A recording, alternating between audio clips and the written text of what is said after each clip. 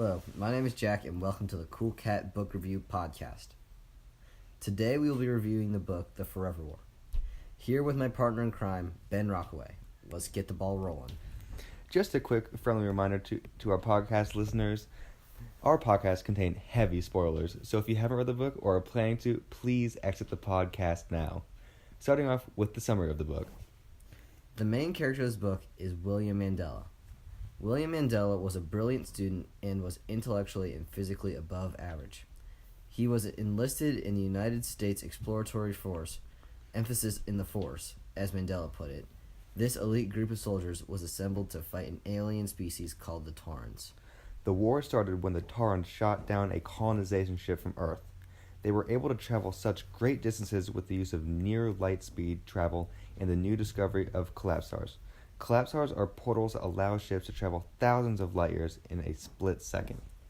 Mandela experienced his first encounter with the Taurans on a planet Epsilon Orgai. The humans destroyed them with the use of superior technology. But later in the second battle, the humans experienced future shock firsthand due to the effects of time dilation. What is time dilation, Jack? Time dilation is the time it takes for humans to travel to the planet the Taurans. Seems like it's only been a few weeks to them, but it's actually been a few years in real time. So when they attacked the Taurans the second time, the Taurans had much more advanced weaponry, while the humans didn't have a chance to rearm. When Mandela and his army buds returned from the mission trip to rejoin civilian life, they found that life had been drastically changed on Earth. One example would be that overpopulation was such an issue that homosexuality was encouraged.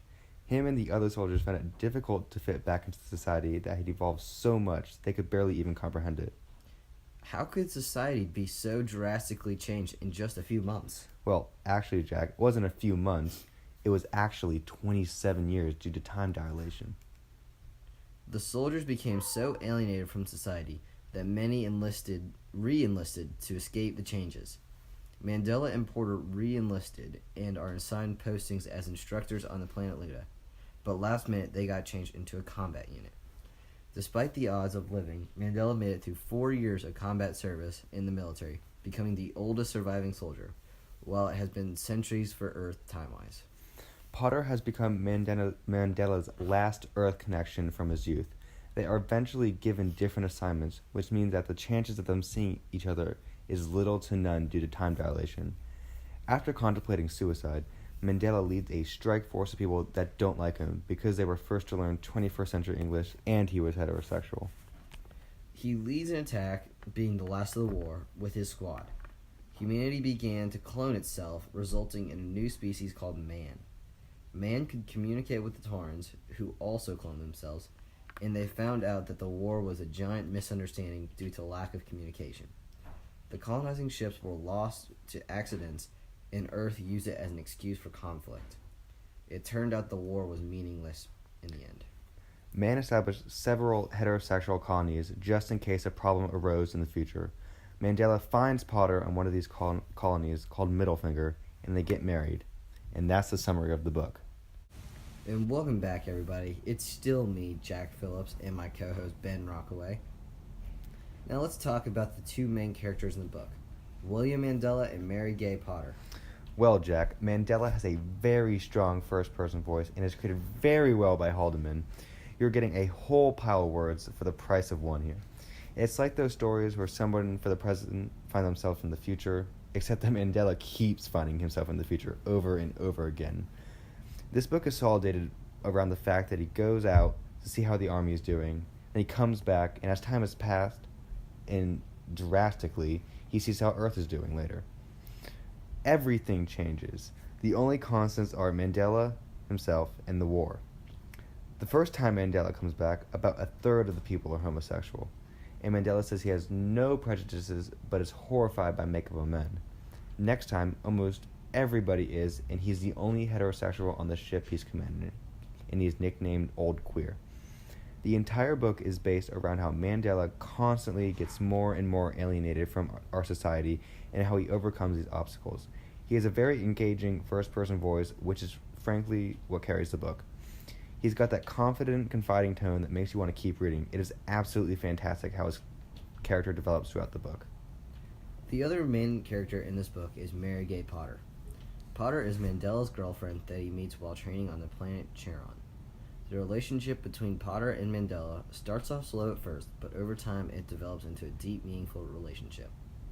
Whether they liked it or not, Potter and Mandela were stuck together because as they traveled further and further into the future, more and more of the population was becoming homosexual.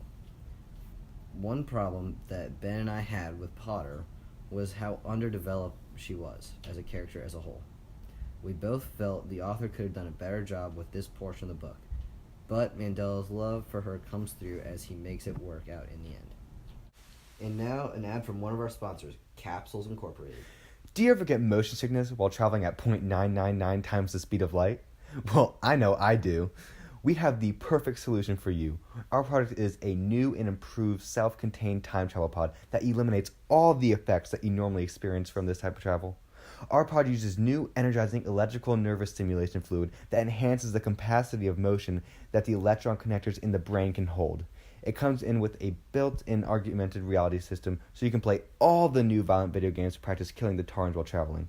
Our product is even endorsed by the United States Nations Exploratory Force. So come on down and buy your new pod for only $6 billion.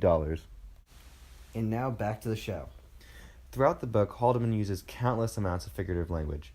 He loves to use personification to describe things in the book. For an example, on page 147, Mandela says, "I wouldn't know a potato or a green bean plant if it stood up and took a bite out of my ankle."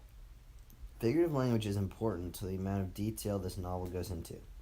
It also allows Haldeman to go into depth about things that we wouldn't be able to comprehend without a comparison to something that we know, such as how calypsars are just portals.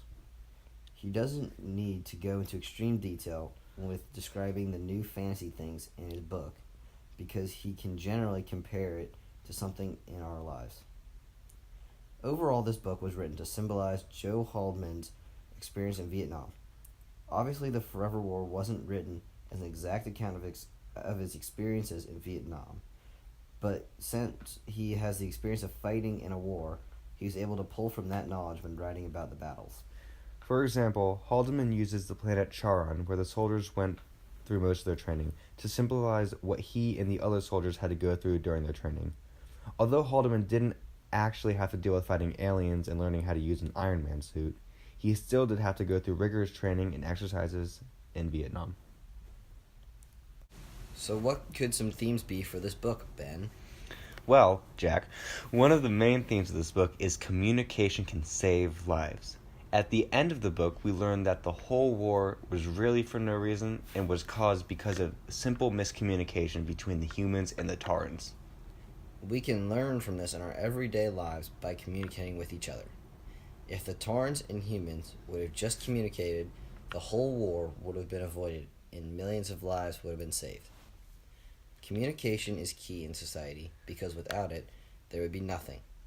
It is dangerous to avoid communication, but it's also dangerous to confront it. Communication can lead to bad things, but the absence of communication can lead to things happening without a reason, and that is worse. I don't know about you, Ben, but I know whenever I don't communicate with people properly, it just leads to more confusion and anger than it would if we talked it out. I agree with you, Jack.